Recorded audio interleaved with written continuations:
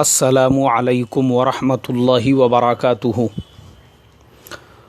محترم بھائیوں، بزرگوں، دوستوں، یہ ہمارا نکاح کے بیان کا 43واں سبق ہے۔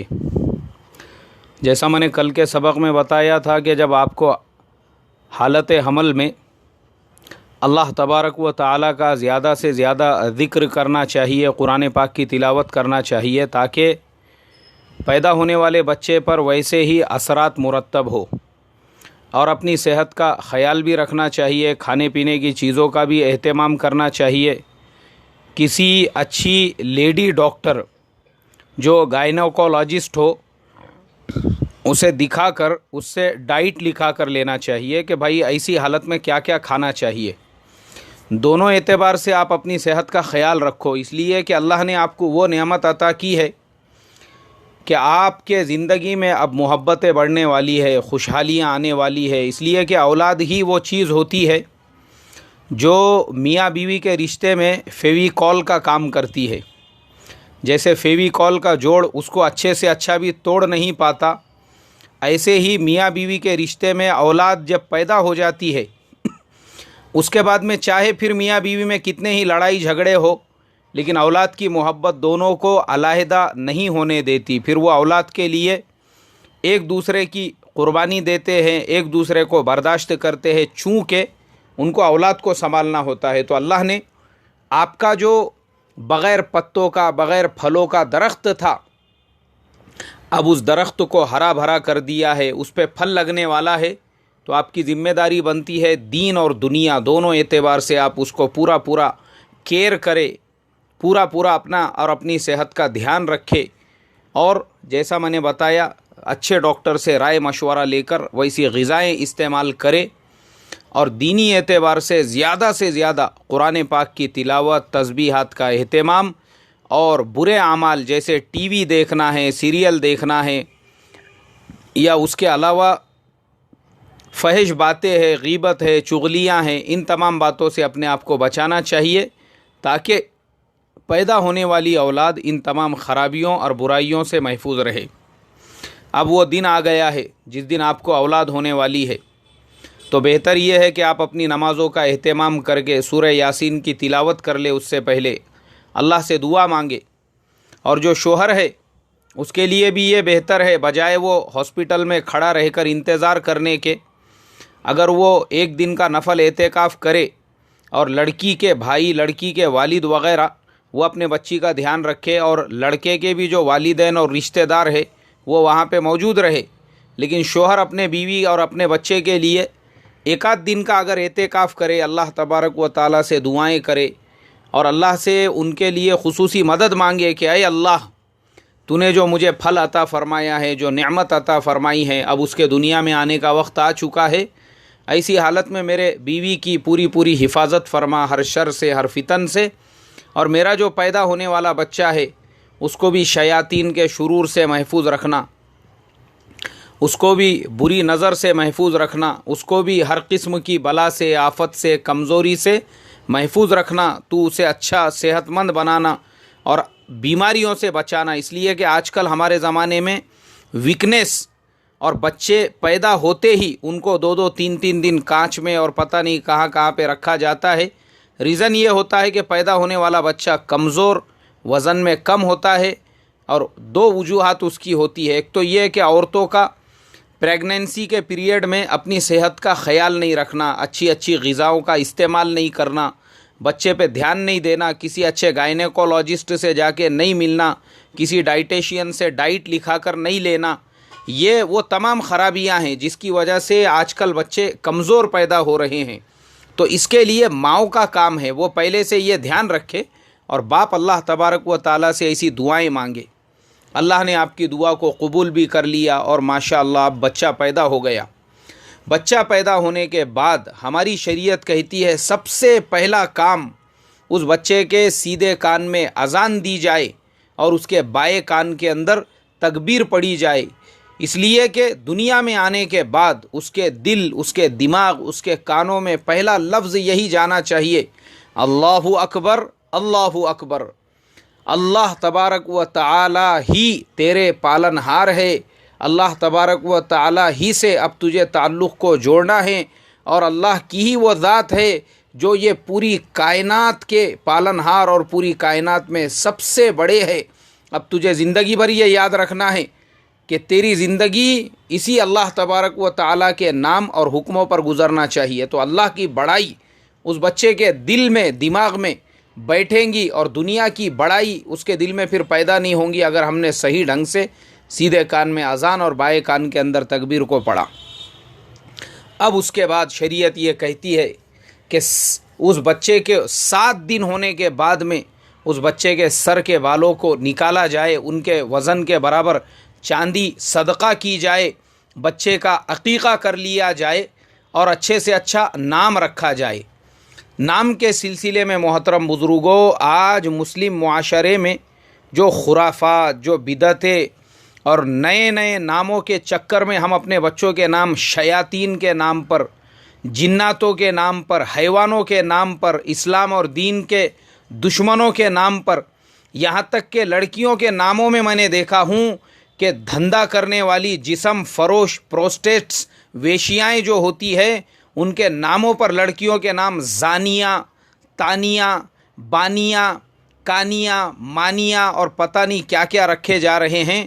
یہ تمام نام اسلام کے خلاف ہے، اور یہ تمام نام ایسے عورتوں کے نام ہیں جن کا دوبارہ میں ذکر کرنا نہیں چاہتا ہوں۔ ارے ہمارے پاس ناموں کی کمی ہے۔ قرآن پاک اٹھا کر دیکھو، آپ کو تقریباً 50 سے زیادہ انبیاء علیہم السلام کے نام ملیں گے۔ 99 نام اللہ تبارک و تعالیٰ کے ہے، اس کے آگے عبد لگا کر اپنے بیٹے کا نام عبداللہ رکھو، عبد الرحمن رکھو، اور خود اللہ کے پیارے نبی صلی اللہ علیہ وسلم نے فرمایا سب سے بہترین نام عبداللہ اور عبد الرحمن ہے۔ پھر اللہ کے کتنے نام ہیں؟ عبد المعبود ہے، عبد الالہ ہے، عبد الرزاق ہے، عبد الستار ہے۔ لیکن آج میں دیکھ رہا ہوں کہ نئے جو پیدا ہونے والے بچے ہیں، ان کے ناموں میں اللہ تبارک و تعالیٰ کے نام کی تو جھلک نظر ہی نہیں آ رہی ہے۔ لوگوں نے ماڈرن ناموں کے چکر میں یہ نام تو فراموشی کر دیے، اب وہ پرانے لوگوں کے نام ہو گئے۔ ابھی کسی چچا کا، تایا کا نام عبد الرزاق، عبد الستار، عبد المعبود، عبد المقید باقی رہ گیا ہے۔ نئے پیدا ہونے والے بچوں کے نام لوگ امان رکھنا چاہ رہے ہیں، ارمان رکھنا چاہ رہے ہیں، جاپان رکھنا چاہ رہے ہیں، اور شیطان رکھنا چاہ رہے ہیں۔ ان کے نام اللہ کے ناموں پہ رکھنا پسند نہیں کر رہے ہیں۔ اسی طریقے سے اللہ کے پیارے نبی صلی اللہ علیہ وسلم کے 99 نام ہیں۔ پہلے زمانے میں لوگ اپنے بچوں کے نام اللہ کے پیارے نبی کے نام پر رکھنا پسند کرتے تھے۔ مصطفیٰ، آج تو مصطفیٰ نام دیکھنے کے لیے نہیں مل رہا ہے۔ محمد، احمد، اور اللہ کے نبی کے جو نام ہیں مزمل، مدثر، اور اسی طرح سے جو 99 نام ہیں، آج ہم وہ اپنے بچوں کے نام پسند نہیں کر رہے ہیں۔ ہمارے بچوں کے نام ہم جو ناچنے والے بھانڈ ہے، جو ناچنے والے رنڈوے ہے ٹی ویوں کے اوپر آ کر، ان کے ناموں پر شاہ رخ اپنے بیٹوں کا نام رکھ رہے ہیں۔ ان کے نام پر اپنے بیٹوں کے نام، جو فلموں میں ہارمونیم بجانے والے بھانڈ ہے، ان کے ناموں پر اپنے بچوں کے نام ایان اور اپنے بچوں کا نام پتہ نہیں اور جاپان کیا کیا رکھ رہے ہیں۔ اللہ ایسے لوگوں کو سمجھ عطا فرمائے۔ کیوں نہیں؟ نام تھوڑا سننے میں تھوڑا سا کانوں کے اندر گو کے جیسا، گھولے ہوئے جیسا لگتا۔ بولے ایان نام سنے تو، جاپان نام سنے تو نام میں تھوڑا لیٹسٹ پنا نظر آتا ہے۔ کیا ہے یہ ایسے ناموں کے معنی کیا ہے؟ مجھے بتاؤ ذرا۔ آپ تانیہ نام رکھ دیے اٹھا کے، کیا معنی ہے تانیہ کے؟ زانیہ اپنے بیٹی کا نام رکھ دیے، کیا معنی ہے زانیہ کے؟ ثانیہ اپنی بیٹی کا نام رکھ دیے، کیا معنی ہے ثانیہ کے؟ وہ ایک جو کھیلتی اپنے پورے جسم کو ہلاتے ہوئے، وہ اپنے شوہر کو چھوڑ کے، ہندوستان کی جو ایک کھیلنے والی ایتھلیٹ ہے، اس کا نام ثانیہ ہے۔ ہر آدمی یہ چاہ رہا اس کے بھی بیٹی کا نام ثانیہ ہونا چاہیے، تاکہ اس کی بھی بیٹی ویسی ہلاتے ہوئے وہ کورٹ کے اوپر جو ہے ٹینس کھیل سکے، اس کے جیسی ایتھلیٹ بنے۔ یہی چاہتا ہے کہ انسان، ارے کائے کو اپنے بیٹیوں کے نام ایسے دھندا کرنے والے ویشیوں کے، رنڈیاؤں کے، اس طریقے سے اپنے جسم کو پورا ہلا ہلا کے دکھانے والیوں کے نام پہ رکھ رہے ہو؟ قرآن حدیث کھول کے دیکھو آپ کو حضرت مریم کے نام، کتنے بہترین اور پیارے نام ہیں جن کی قرآن پاک میں اللہ نے تعریف کی، مگر مریم نام رکھنے کو تیار نہیں، عائشہ نام رکھنے کو تیار نہیں، خدیجہ نام رکھنے کو تیار نہیں، فاطمہ نام رکھنے کو تیار نہیں، سمیہ، ام کلثوم، زینب، کتنی لذت ہے ان ناموں کے اندر، رقیہ، مگر یہ نام رکھنے کو تیار نہیں ہے۔ آج مسلمانوں کو چاہیے تو ٹی وی میں ناچنے والی رنڈیاں، ان کے نام پر بیٹیوں کے نام رکھنا ہے بس۔ سیریل میں ایک آدھے رنڈی کا نام آ گیا، اب پیدا ہونے والے بچی کا نام اسی کے نام پہ رکھا جا رہا ہے۔ ایک آدھے بھانڈ کا نام آ گیا، نیا نام سننے میں کسی فلم کے اندر، اب اپنے بچوں کا بھی نام انہی کے ناموں پہ رکھا جا رہا ہے۔ صحابہ کے نام ان کو پسند نہیں، اسی لیے گھروں میں شیاطین پیدا ہو کر ماں باپ کو لاتوں اور جوتوں سے مار رہے ہیں۔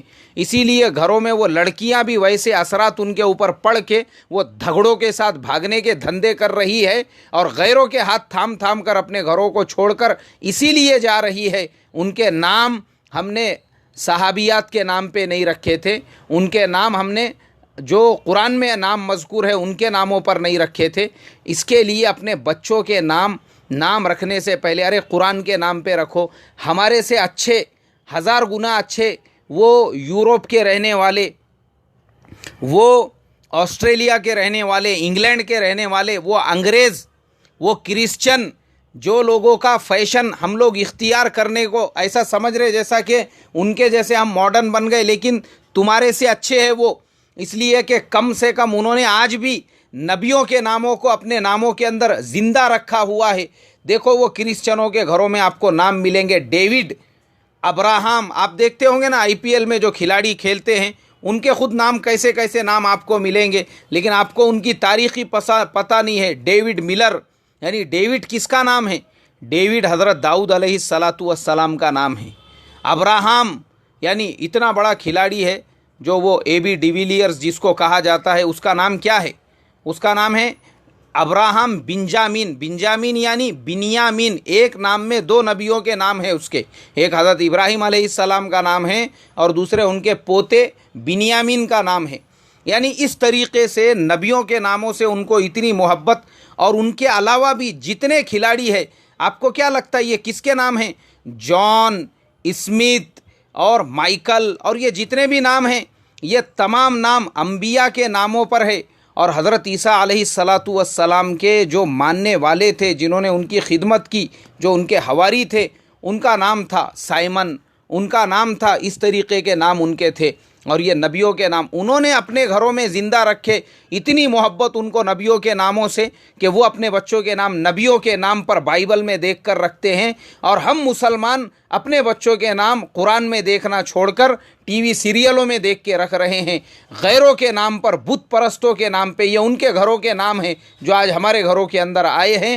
اللہ تعالیٰ میری تمہاری حفاظت فرمائے۔ اس کے لیے یاد رکھو، پیدا ہونے والے بچوں کے نام یا تو اللہ کے نام پر عبد لگا کر رکھو، یا انبیاء کے نام پر رکھو، یا صحابہ کے نام پر رکھو، تو ہمارے اکابرین کے نام اور ہمارے اسلاف کے نام زندہ رہیں گے۔ اللہ مجھے آپ کو عمل کی توفیق عطا فرمائے۔ السلام علیکم ورحمۃ اللہ وبرکاتہ۔